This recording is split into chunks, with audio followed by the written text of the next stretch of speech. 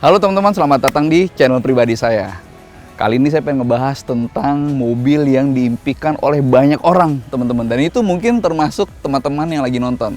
Dan seperti terlihat di thumbnail, saya persembahkan Innova Diesel, tepatnya G 2018 Reborn. Kita ulas saja langsung apa saja plus minusnya dan mungkin pengalaman memilikinya. Ikuti terus videonya.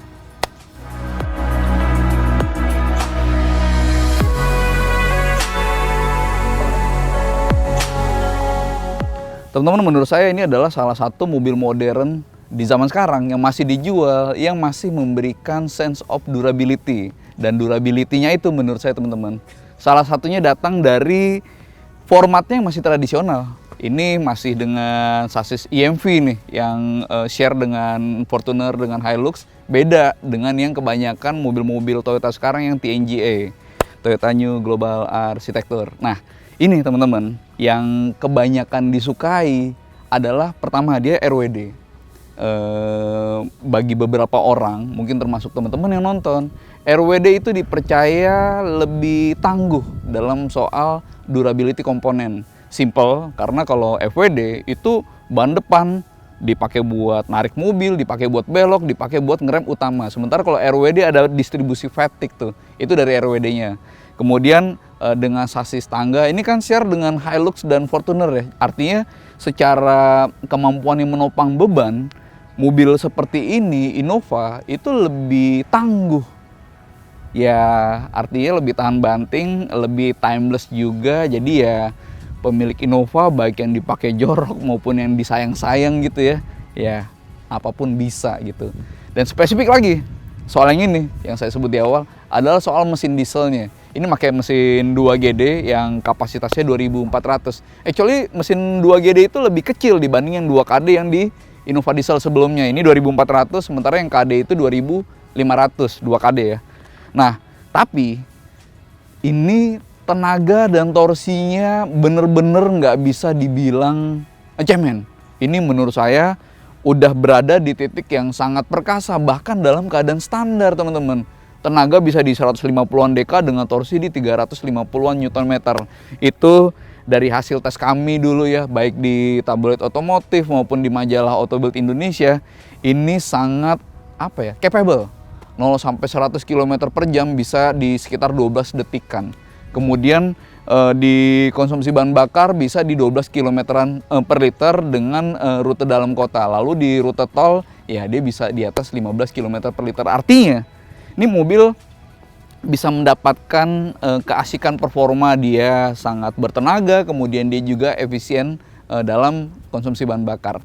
Dan yang lebih asik lagi teman-teman, mungkin ini yang menjadi daya tarik utama ya. Ini mobil canggih, dia turbo, common rail, turbonya pun juga variabel gitu ya. Tapi ini rahasianya nih Bang Rian, ini yang disukain sama mungkin lo juga nih. Dia tahan terhadap penggunaan BBM dengan kualitas yang variatif. Saya nggak ngomong jelek gitu ya, tapi bagi beberapa pemiliknya yang mungkin di luar kota besar gitu ya, di suburban gitu yang susah untuk nyari BBM diesel berkualitas, ini lebih luas. Jadi kalau terpaksa diisi tanda kutip solar busuk gitu, ini cenderung fine-fine aja. Tapi memang itu ada beberapa hal yang perlu disesuaikan oleh pemiliknya. Salah satu rekomendasinya yang saya pernah baca di web Autosecond adalah misalnya dengan modifikasi filter solarnya 2. Terus kemudian kalau misalnya tidak mau melakukan itu, bisa lebih sering untuk ganti filter solar, intervalnya dicepetin. Tapi intinya layaknya Toyota teman-teman, yang terjadi juga di Innova Diesel Reborn, ya daya tahannya lebih oke untuk dipakai solar yang biasa saja, kalau nggak mau dibilang solar jelek. Kalau dari tampangnya teman-teman, jujur saya suka, tapi entah kenapa saya lebih suka yang generasi sebelumnya, bahkan yang model grillnya gede gitu ya, kayak BMW M4. Kok M4 sih Bang Rian? Kan sama-sama gede grillnya. Iya. Pokoknya yang Innova sebelumnya itu buat saya lebih timeless, tapi ya itu preferensi pribadi sih. Bagi beberapa orang, Innova yang model Reborn ini pun juga menarik. Kalau soal Innova Reborn teman-teman, diesel atau bensin, saya lebih suka yang model Venturer, termasuk yang ada body kit di samping-samping depan belakangnya gitu. Yang ini terasa lebih polos sih. Cuma ya sekali lagi itu preferensi pribadi. Oke, kebetulan ini punya rekan saya teman-teman di redaksi Grid Auto. Jadi ada beberapa hal yang sudah diubah oleh beliau. Pertama warnanya, mungkin teman-teman udah tahu ya, kalau yang di G 2018 itu velgnya silver. Sementara ini sudah dicat warna hitam. Dan ini listnya mestinya hitam teman-teman, termasuk yang di grill depan. Tapi ini sudah ditambah chrome, tepatnya black chrome gitu. Tapi semakin sederhana ubahannya buat saya ya, semakin enak dilihatnya, lebih minimalis. Ya, tapi di luar dari tampangnya ini teman-teman, yang menurut saya memang konvensional, ini mobil sebenarnya potensial. Kalau gue nih, ini bannya bakal gue ganti jadi Alto, lebih capable kelihatannya. Gimana kalau menurut teman-teman, antara kebanyakan nih Innova yang sekarang nih, baik yang sekarang maupun yang lama, antara diceperin atau ditinggiin? Kalau saya sebenarnya lebih suka yang model ditinggiin gitu. Oke, ini bannya teman-teman, 2016 ukuran. Loh kok 2016? Ukurannya 16 inci. Jadi kecil, karena kebanyakan bahkan MPV yang 1500 cc itu udah 17 inci teman-teman, termasuk yang di Veloz. Jadi ya gue sih bakal gue gantian. Gue juga. Gitu. Dan masih tromol, dan itu sama sekali nggak masalah. Sekali lagi nggak masalah karena memang pasti engineer-nya juga sudah ngeset kekuatan dari remnya untuk menopang mobil dengan beban penuh. Gitu. Oke lah. Saya pengen tunjukin di bagian belakangnya. Jadi ini varian G teman-teman. Ini ada G, V, Q, sama Venturer. Dan ini yang G. Actually ini yang paling basic sebenarnya, varian G di Innova diesel modern. Cuma G pun nggak ada masalah sih. Saya suka soalnya. Ini termasuk listnya juga sudah diganti sama rekan saya, jadi black chrome. Kemudian polos aja. Gitu. Dan saya suka juga udah ada sensor parkir karena ini mobil lumayan gede ya, buat jalan yang sempit agak menyulitkan. Kemudian hal lainnya ngebuat orang jatuh cinta sama Innova diesel ini tepatnya adalah soal harga teman-teman. Jadi ini rekan saya beli ini varian G 2018 Matic itu 300 juta awal 2021 lalu. Dan kenyataannya di tahun ini harganya bertahan, bahkan di beberapa showroom mobil bekas ini bisa lebih mahal, bisa 10-20 juta lebih mahal. Artinya sebagai benda investasi, di luar soal mobilitasnya, kepraktisannya, fungsinya, ini bagus banget teman-teman. Kalau ini ditanyakan ke saya, 300 juta nih, 300 juta antara Veloz gitu misalnya, Avanza, Veloz, atau Expander yang baru, dengan ini yang second, 300 jutaan hati saya cenderung ke sini. Saya ngedapetin mobil yang secara kenyamanan itu oke, kemudian secara investasi bagus banget, lalu soal kelegaan juga terbukti, dan ketangguhan dari gerak roda belakang juga ya sangat istilahnya apa ya, menenangkan. Jadi pilihannya antara mobil baru dengan kelas di bawahnya sama ini second, ini adalah sesuatu yang menurut saya lebih menarik. Dan sekarang saya pengen ngajak teman-teman ngeliatin gimana sih di bagian dalamnya untuk sebuah mobil yang sudah sekitar 3 tahun 4 tahun berarti ya, G 2018. Oke, yang pertama adalah soal kepraktisannya teman-teman, di luar dari kelegaannya ya. Ini ada tempat penyimpanan di door trim, kemudian di handle-nya juga bisa buat naruh koin, biasanya begitu. Lalu ada cup holder juga di sebelah sini. Ini oke banget. Lalu di bagian tengahnya nih, konsol box juga ada tempat penyimpanan, kompartemen buat naruh kunci-kunci, naruh koin juga, naruh dompet, naruh HP. Enak sekali. Lalu ini teman-teman di lacinya ada 2 tingkat, yang atas sama yang bawah. Bisa buat naruh tempat kacamata juga. Jadi ya kepraktisannya ini menurut saya adalah MPV yang sangat bagus gitu. Ini mobil sekelas sama Kia Carens dulu, tapi Kia Carens bodinya lebih kecil. Kemudian kalau sekarang ada Wuling Cortez.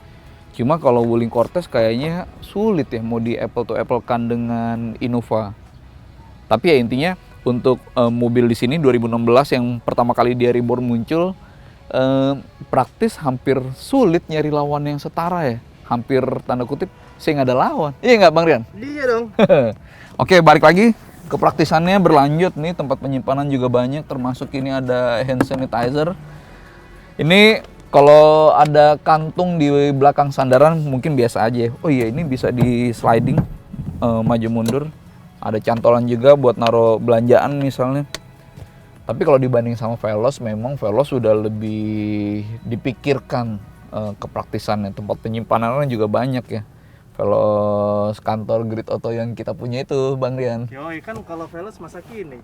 Kalau ini masa lalu. Bukan masa gitu. Masa. Oke, ini nggak hanya bisa maju mundur sliding, tapi juga bisa reclining teman-teman, rebah tegak, dan ini udah cukup buat penumpang. Dan kalau teman-teman ingat yang Venturer itu udah captain seat, jadi lebih personal lagi. Tapi ini pun juga nggak masalah, bener-bener nggak masalah, bahkan kapasitasnya bisa 3 orang di tengah, jadi ya buat keluarga memang asik. AC-nya saya juga suka, terdistribusi sampai ke belakang. Dan kenyataannya lagi teman-teman, ini dibanding sama Fortuner, ini lebih lega. Secara ketinggian dari deck sampai plafon lebih tinggi. Dan legroomnya juga buat saya terasa lebih lega ini. Artinya secara akomodasi ini ya bagus banget sih. Bagus banget. Gitu. Saya pengen tunjukin teman-teman, ini tadi udah saya coba saya set dulu untuk ketinggian saya. Biar teman-teman kebayang sebesar apa legroomnya. Oke, ini saya majuin. Oh iya, ini ada height adjusternya, pengatur ketinggian. Tapi memang ini nggak ada. Oh, sorry. Saya lupa berarti. Ini ada teleskopiknya juga, jadi bisa maju mundur naik turun. Oke. Nanti kita bahas lebih jauh. Saya mau tunjukin dulu akomodasi untuk penumpangnya. Ini tadi udah saya set dengan ketinggian pengemudi 168 cm saya, dan ini teman-teman bisa lihat di sini ini yang paling lega.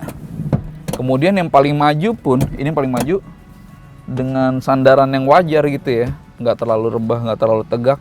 Ini masih ada jarak sekitar 5 sampai 9 jari, artinya ini benar-benar nggak bisa dibilang sempit ya.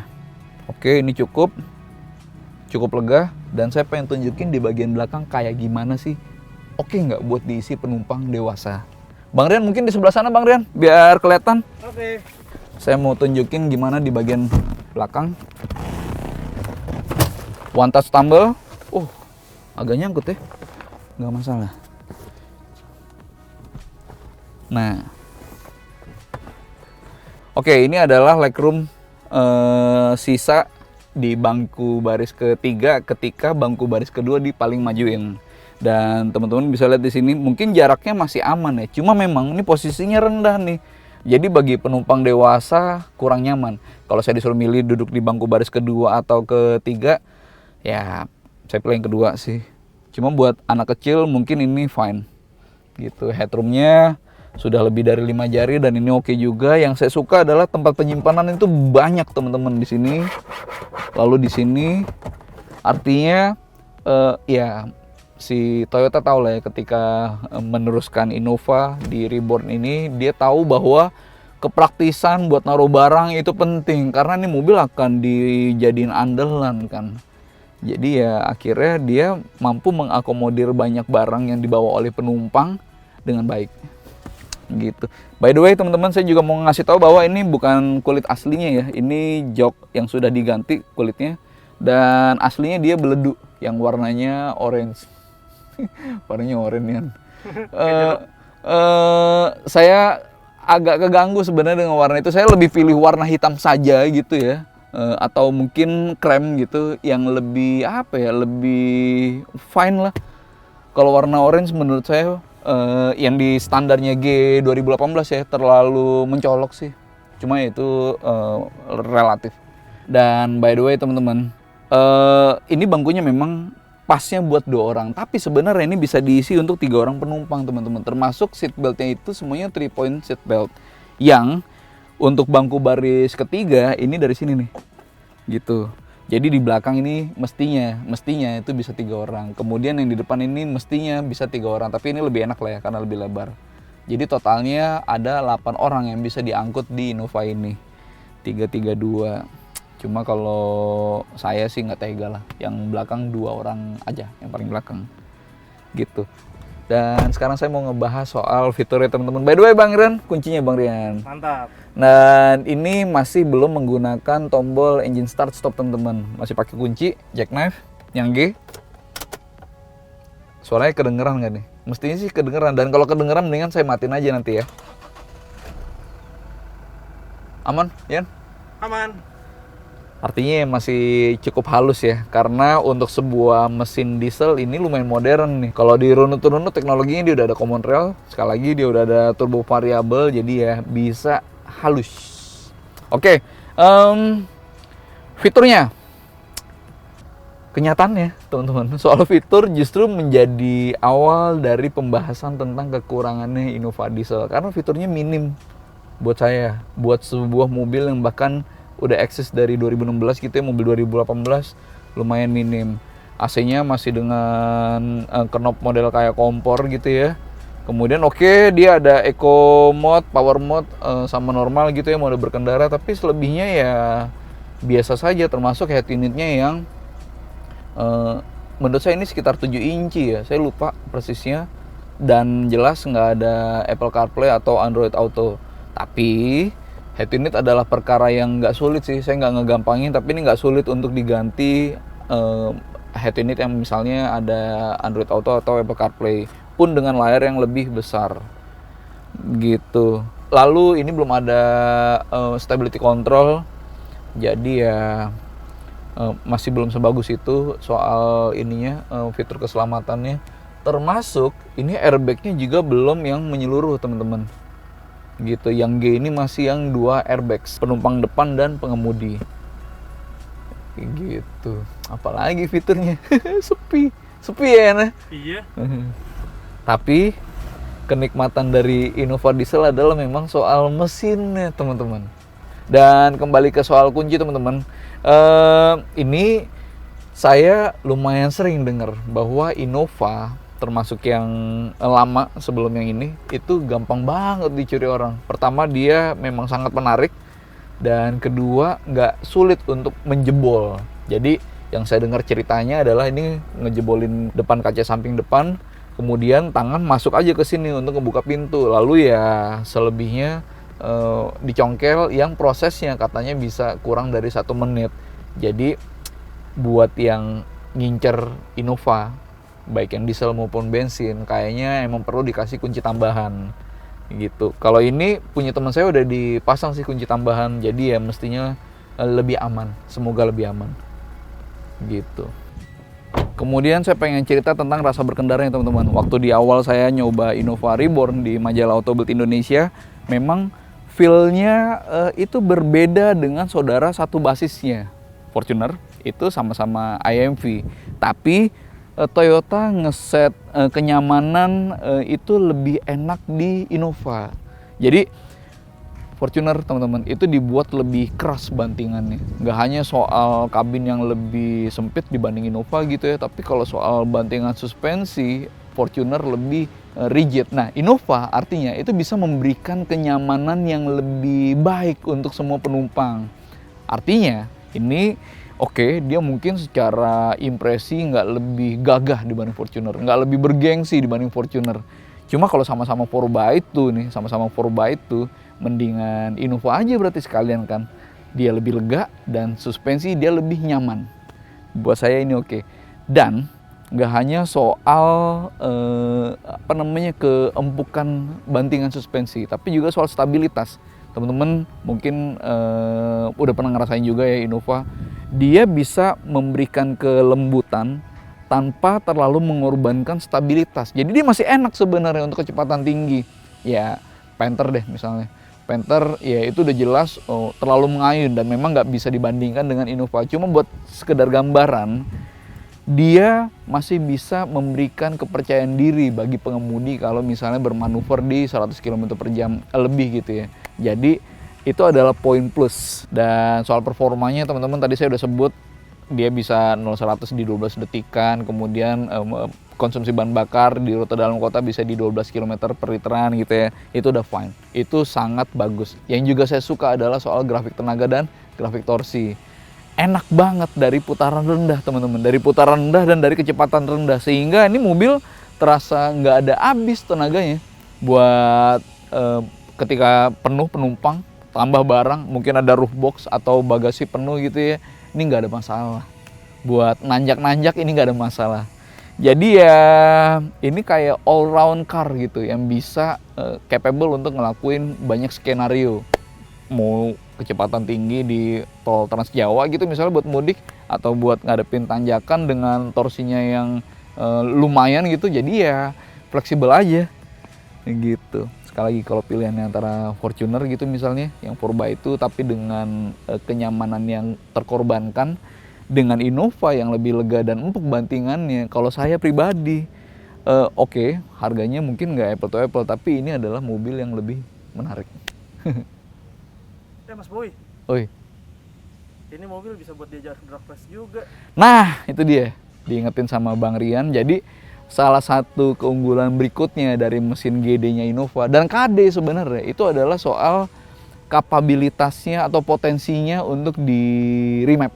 Dan itu adalah ubahan yang simple tapi juga meyakinkan sebenarnya, karena nggak ada penambahan hardware bahkan, dan dia udah bisa memberikan ubahan yang signifikan tuh, bisa nambah sekitar 10-30%.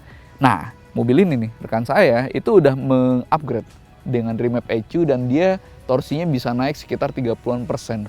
Jadi dari 350-an Nm itu bisa nambah 30-40 Nm aja udah berasa. Jadi ini udah apa ya, standarnya udah enak, di upgrade pun juga lebih terasa. Jadi ya asik banget. Teman-teman, ini yang bisa saya rangkum terkait Innova Diesel adalah dia punya plus minus jelas, layaknya mobil. Yang pasti plusnya lebih banyak dan itu yang ngebuat dia lebih nyangkut di hati penyukanya, mungkin termasuk teman-teman yang pengen Innova Diesel. Pertama, dia harganya awet. Ini jadi mobil yang layak untuk jadi benda investasi. Terus kemudian soal ketangguhan, gak hanya soal komponen kayak misalnya kaki-kaki atau yang lain, dari mesin, transmisi pun selama dirawat dengan baik gitu ya, ini mobil hampir nggak ada masalah. Hampir nggak ada masalah, jadi luar biasa buat dijadiin mobil andalan, jadi driver utama. Lalu dari potensi mesinnya, stok aja teman-teman, yang GD ya, yang GD itu udah bisa di 150-an dk dengan torsi di 350 Nm. Itu gede teman-teman, asli itu gede. Apalagi kalau mau keluar duit lebih gitu, misalnya nambah 3-5 juta untuk nge-remap, itu udah bisa memberikan peningkatan yang lumayan gitu. Lalu juga faktor yang agak tanda kutip nih, diisi solar dengan kualitas yang beragam atau mungkin kualitas rendah, ini bisa dibilang tahan. Jadi mesinnya modern padahal sudah turbo variabel dan sudah common rail juga yang tekanannya udah tinggi, cuma dia masih bisa tahan solar yang mungkin jelek gitu ya. Kalau pas lagi dipakai ke luar kota yang sulit nyari solar bagus gitu ya, diesel bagus, ya ini masih bisa memberikan fleksibilitas itu gitu. Lalu bagus juga, plus juga dalam soal akomodasi dan kepraktisan kabin.